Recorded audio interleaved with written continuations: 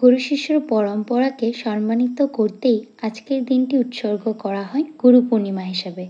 গুরুই আমাদের মনের সমস্ত সংশয়, সন্দেহ, অন্ধকার, জিজ্ঞাসা দূর করেন, নতুন পথের দিশা দেখান, তমসার থেকে চালিত করেন জ্যোতির্ময় পথে। হিন্দিতে একটা প্রবচন আছে, যার বাংলার আক্ষরিক অর্থ হলো, এমন একটি পরিস্থিতি যখন গুরু এবং গোবিন্দ অর্থাৎ ঈশ্বর দুজনেই তোমার সামনে দাঁড়িয়ে আছেন, তখন তুমি কাকে প্রথমে পায়ে হাত দিয়ে প্রণাম করবে? তার পরের লাইনেই আছে তার সমাধান। যদি গুরু এবং ঈশ্বর দুজনই তোমার সামনে থাকে, তাহলে প্রথমে গুরুর পায়ে হাত দিয়ে প্রণাম করবে, গুরুকে কৃতজ্ঞতা জানাবে, কারণ তিনি আমাদেরকে ঈশ্বরকে চেনান। তাই তো বলা হয়, গুরুর ব্রহ্মা গুরু বিষ্ণু গুরুর দেব মহেশ্বরা গুরু সাক্ষাৎ পরম ব্রহ্মা তস্मै শ্রী গুরুবে নমঃ।